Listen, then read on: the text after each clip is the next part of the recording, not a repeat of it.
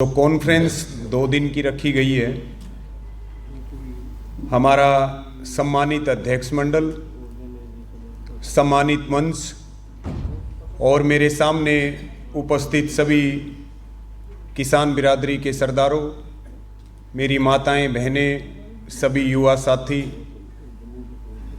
आदरणीय सुखदेव जी, महेंद्र जी, राजस्थान से हमारे आदरणीय मेघवाल साहब, सज्जन जी और मेरे साथ जो साथी आए हैं, भाई अनिल शर्मा जी, भाई गुरुदेव जी, सभी को बहुत धन्यवाद है।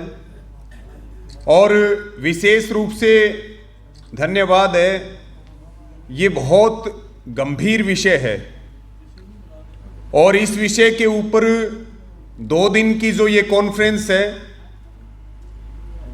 कुछ ना कुछ निर्णायक चीज़ें यहाँ से निकल करके आएंगी और लगातार मानव और प्रकृति को बचाने के लिए जो human centric people's movement Punjab काम कर रहा है, उसका और पूरी टीम का हमारी ओर से, हरियाणा की ओर से सबका बहुत बहुत धन्यवाद और आभार भी है। देखिए,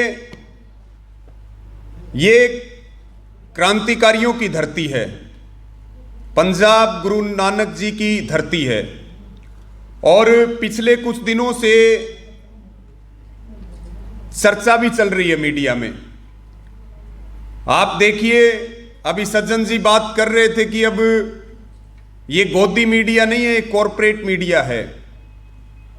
देश के प्रधानमंत्री यहां पंजाब में आए और जो कुछ हुआ हमने देखा और उसके बाद एक एजेंडा चलाया गया, एक प्रोपेगेंडा चलाया गया कि हम कैसे उत्तर प्रदेश में लोगों को भावनात्मक उनका हम समर्थन ले सकते हैं।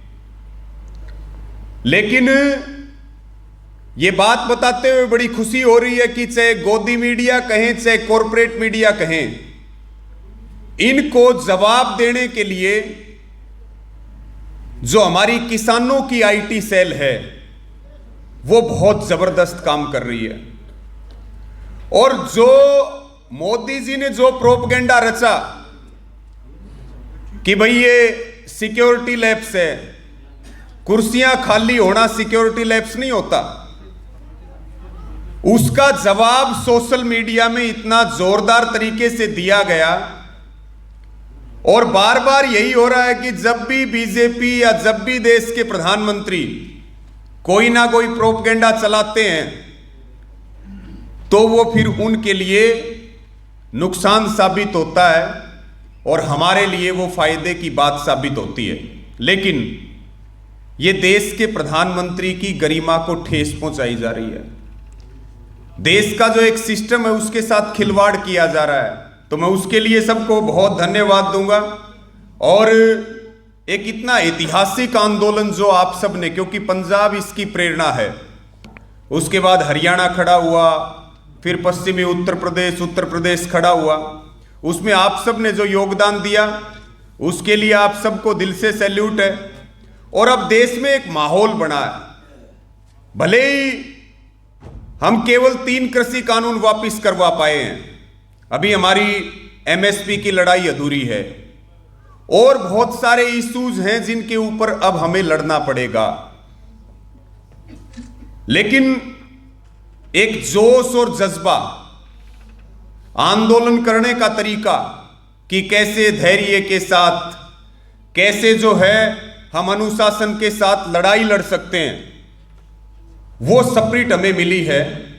और कुछ मिले या ना मिले वो भविष्य की बात है, लेकिन जो हम सबसे बड़ी जीत मानते हैं वो ये मानते हैं कि एक तानासा या एक बेलगाम घोड़े की नाक में नकेल डालने का काम इस ऐतिहासिक आंदोलन ने किया है, जो अपने आप में एक बहुत बड़ी जीत है, बहुत बड़ी जीत है। अब हमें और मुद्दों के ऊपर लड़ना पड़ेगा। और आज का जो विषय है, ये बिल्कुल ठीक बात है कि पूरी दुनिया में एक चक्रव्यूह चल रहा है। दुनिया की कुछ संस्थाएं हैं, IMF है, वर्ल्ड बैंक है, WTO है, WHO है, ये लोग मिलकर के, और जो महाशक्तियों का जिक्र कर रहे थे, ये महाशक्तियां मिलकर के पूरी दुनिया को तबाह करने पर तुले हुए हैं। ये महामारी का जो मामला है वो भी यही है। अभी पिछले दिनों आपने देखा कि चंडीगढ़ में एक पूरा विवाद हुआ। अगर हम किसी बात के ऊपर हम कहते हैं हम मास्क क्यों लगाएं, तो सरकार की और सिस्टम की जिम्मेदारी है कि वो हमें तथ्य दे कि हम क्यों लगाएं। लेकिन जब भी आप आवाज उठाओगे तो आपके खिलाफ मुकदमे बनाए जाएंगे। जब भी आप सवाल पूछोगे आपके ऊपर यूएपीए लगा दी जाएगी। जब भी आप सवाल पूछोगे आपको जेल के अंदर बंद कर दिया जाएगा। यानी कि यह पूरी दुनिया में चल रहा और भारत भी उसी का हिस्सा है। लेकिन जो सबसे बड़ी बात है कि मानव और प्रकृति को बचाने के लिए तमाम हमारे यहां स्पीकर्स ने, वक्ताओं ने विचार रखे कि कुदरती खेती उसके लिए एक बहुत बड़ा मील का पत्थर साबित हो सकती है, क्योंकि मानव और प्रकृति दोनों एक दूसरे के पूरक हैं। अभी चल ये रहा है कि पहले 25 साल पढ़ाई करो, फिर 25 साल कमाई करो और फिर 25 साल लुटाई करो, फिर जो है दुनिया से चले जाओ।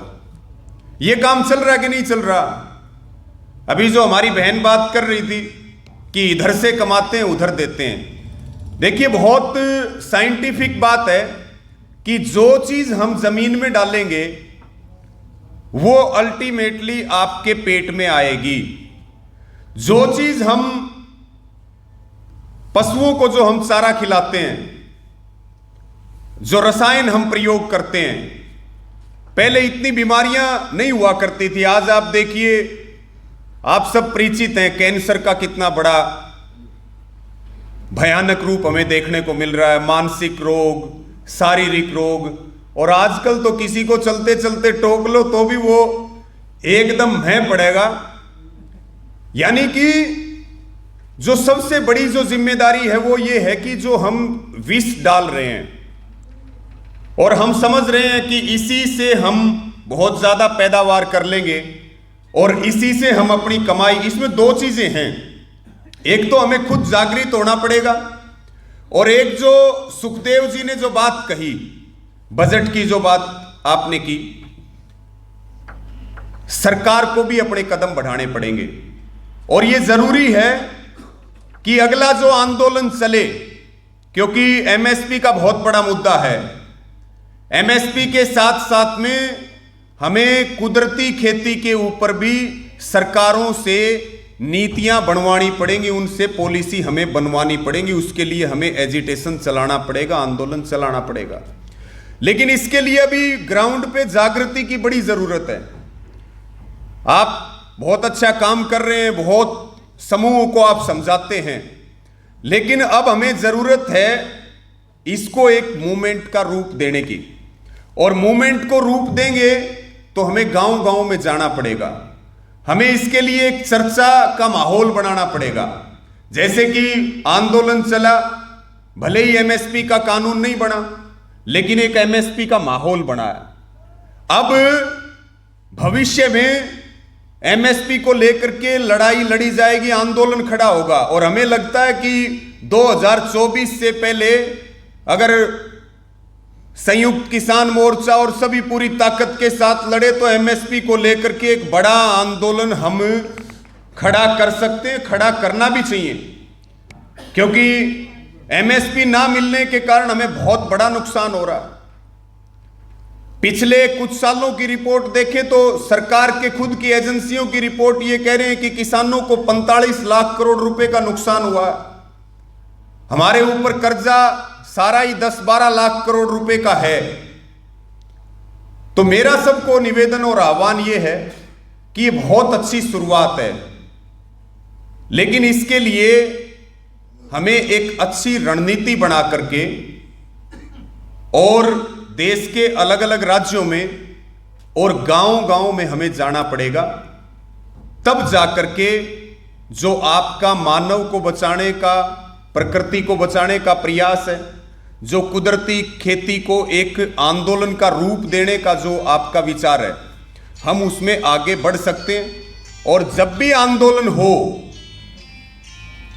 तो यह मुद्दा भी उसमें प्रमुखता से रखा जाना चाहिए, क्योंकि अगर हमने रासायनिक खेती को नहीं छोड़ा, अमेरिका की सब्सिडी को ठीक बता रही है और हमारा गैप देखिए दोनों का कितना, तो अब भी खेती किसानी पे लगातार खतरे बने हुए हैं। हमें यह बिल्कुल नहीं सोचना चाहिए कि 3 कानून वापिस हो गए तो हम बच गए। हम बचे नहीं हैं। कल को फिर किसी रूप में, चाहे वो बीजेपी की गवर्नमेंट हो, कल को चाहे यूपीए की गवर्नमेंट आ जाओ, कल किसी और की गवर्नमेंट आ जाओ, ये राजनीतिक पार्टी नहीं है, ये कॉरपोरेट्स के एजेंट हैं। ये कॉरपोरेट्स के एजेंट बनकर के काम कर रहे हैं। इसलिए हमें इसको समझना पड़ेगा। पंजाब की स्थिति आप देख लो, यहां पे अमरिंदर की सरकार देख लो, उसके बाद जो है बादल की सरकार देख लो, और जो आएगी आगे वो देख लेना। तो मेरा सबको निवेदन और अपील ये है कि ये पूरा एक वैश्विक षड्यंत्र है। हमें खुद भी जागना पड़ेगा, हमें लोगों को भी जगाना पड़ेगा, और हमें सरकारों के ऊपर दबाव भी बना करके रखना पड़ेगा। जो हमारा प्रेशर ग्रुप है, जो इस आंदोलन के बाद एक डेवलप हुआ है, उसको हमें बना करके रखना पड़ेगा। इस आंदोलन ने सबको हौसला दिया। जितनी यूनियनें हौसला तोड़ चुकी थी अलग अलग वर्गों की, आज हरियाणा में करीब करीब 100 तरह की मूवमेंट जो है या तो शुरू हो चुके हैं या शुरू होने को हैं। कि जब किसान आंदोलन जीत सकते हैं तो गैस टीचर क्यों नहीं जीत सकते, पीटीआई क्यों नहीं जीत सकते। बैंक वाले पहले ही कह रहे हैं कि भाई पहले किसानों का नंबर आया, अब बैंक वालों का नंबर आ गया, अब जो है और किसी तीसरे का नंबर आएगा। तो ये हमें समझने की जरूरत है कि हमें जहर से दूर जाना पड़ेगा। हमने जमीन को जहर से भर दिया, विष से भर दिया, और अब उसी के ऊपर पैदा किया हुआ अन्न हम खा रहे हैं। तो अब आप ये देखिए कि हॉस्पिटल कम और उनको कत्ल खाने ज्यादा कह सकते हैं, हॉस्पिटलों के अंदर जो माहौल चल रहा है। और जो आपको रसायन बेच रहे हैं वही लोग आपको ठीक होने की दवाई भी बेच रहे हैं। सुखदेव जी को इसके बारे में ज्यादा पता होगा कि जो कंपनियां आपको रसायन बेच रही हैं वही कंपनियां आपको बड़े बड़े हॉस्पिटलों में दवाई बेच रही हैं, और हम इस चीज को समझ नहीं पा रहे हैं। तो ये बहुत अच्छी, मैं पूरी संस्था को धन्यवाद दूंगा। आप सबके बीच में हमें आने का मौका मिला, उसके लिए सबको धन्यवाद। और मेरी सबको यही प्रार्थना है कि ये 2 दिन की जो चर्चा है इसको लेकर के हमें केवल सोना नहीं है। मैं भी ये एक लिफलेट पढ़ रहा था कि जाग जाओ इससे पहले कि देर हो जाए। अभी नहीं तो कभी नहीं। पहले खुद से परिवर्तन शुरू करें, उसके बाद बाहर चर्चा का माहौल बनाएं। बहुत सारे किसानों को हमने देखा है कि वो बगैर किसी सरकारी मदद के कुदरती खेती कर रहे हैं, और वो जमीन का भी स्वास्थ्य बचा रहे हैं, प्रकृति के साथ भी छेड़छाड़ नहीं कर रहे, और 2 पैसे मुझे लगता है वो ज्यादा भी कमा रहे हैं। अगर सरकारी सिस्टम डेवलप हो जाए तो फिर हम कितना क्रांतिकारी इसके अंदर बदलाव ला सकते हैं।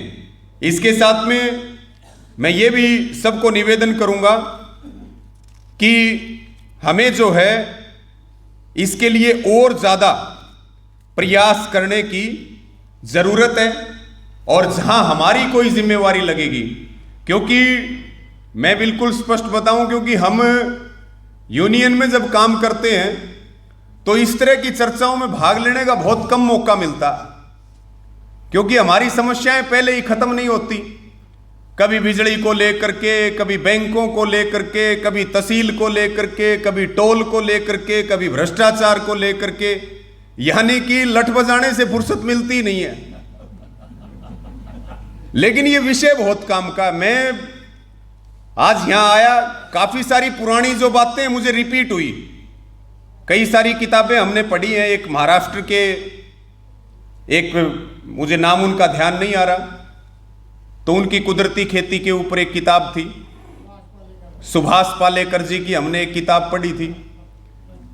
लेकिन मैं एक निवेदन पूरी टीम से यह भी करूंगा कि ठीक है, हम रणनीति बनाएं, हम चर्चा करें, लेकिन इसको प्रैक्टिकली हम कैसे करके दिखाएं, उसके ऊपर ज्यादा चर्चा होनी चाहिए। क्योंकि किसान बातों को कम पसंद करता है, और जो प्रैक्टिकल हम उसको कोई चीज दिखा पाते हैं। अगर कोई स्टेट वाइज ऐसी व्यवस्था हो कि एक ऐसा स्थान बन जाए और वहीं पर किसानों की वर्कशॉप चलती रहे, वहीं पर हम उनको ट्रेनिंग देते रहें और प्रैक्टिकली हम उनको दिखाते रहें। क्योंकि बातों से हम बहुत परेशान हो लिए। देश के प्रधानमंत्री की बात सुन सुन के परेशान हो चुके हैं, और बहुत सारे लोगों की बातें हम सुन सुन के परेशान हैं। इस बात को आप अन्यथा ना लें, मैं बहुत गंभीरता से ये बात कह रहा कि प्रैक्टिकली जो है, इसके ऊपर अगर कोई केंद्र कोई बने और हम कहीं से शुरुआत कर पाएं, तो प्रैक्टिकली हम इसको दिखा पाएं, ताकि किसान ज्यादा उसमें कर सके और एक रणनीति ऐसी बने। अलग अलग स्टेट की अलग अलग अपनी समस्याएं हैं कि सरकारों को इसके लिए हमें बाध्य करना पड़ेगा। कुछ स्टेट हैं, शायद सिक्किम का हम कई बार जिक्र सुनते हैं, वहां पे कुदरती खेती हो रही है, उसके बहुत अच्छे परिणाम हैं। मैं तो पूरी टीम को अंत में ये आश्वस्त करता हूं कि भाई हरियाणा में किसी प्रकार की आपको हमारे सहयोग की आवश्यकता होगी, किसी संसाधन की आवश्यकता होगी, या कोई भी आप हमारी जिम्मेवारी लगाएंगे, तो उसको हम बखूबी निभाने का काम करेंगे। और कोई एक टाइम हरियाणा के लिए एक दिन रख लेंगे, मेघवाल साहब बैठे हैं, एक स्थान निश्चित करके, और अलग अलग डिस्ट्रिक्ट से इसी तरह से जैसे आज सब आए हुए हैं, ऐसे कुछ साथियों को बुला करके और हम ऐसा प्रयास करेंगे। कुछ हमारे साथी करते भी हैं, जैविक खेती करते हैं और करते हैं, लेकिन वो बड़ी मुश्किल लगती है दूसरे किसानों को, क्योंकि आदत पड़ी हुई है। अभी जिक्र चल रहा था कि भाई यहाँ तो गेहूं का पंजाब में कितनी तरह की फसलें हुआ करती थी, अब केवल जो है 3 फसलें बड़े स्तर पे होती हैं। तो ये सच्चाई है, वहां की भी ये सच्चाई है, दूसरे राज्यों की भी ये सच्चाई है। तो हमें इसके ऊपर विशेष रूप से काम करने की जरूरत है। आप सब ने इतना सम्मान दिया और ऐसे विद्वानों के दर्शन हुए। मैं आप सबको जरूर आमंत्रित करूंगा कि आप जरूर जो है एक समय हम फिक्स कर लेंगे, आप सब हरियाणा में भी आएं और वहां पर भी किसानों की जागृति का अभियान चले, और वहां की सरकार और केंद्र की सरकार को हम सब मिलकर के ऐसा माहौल बनाएं कि ये एक आंदोलन का रूप ले और उसमें हम सब योगदान देने का काम करें। आप सब ने सुना, आप सबका बहुत बहुत धन्यवाद, सबका आभार।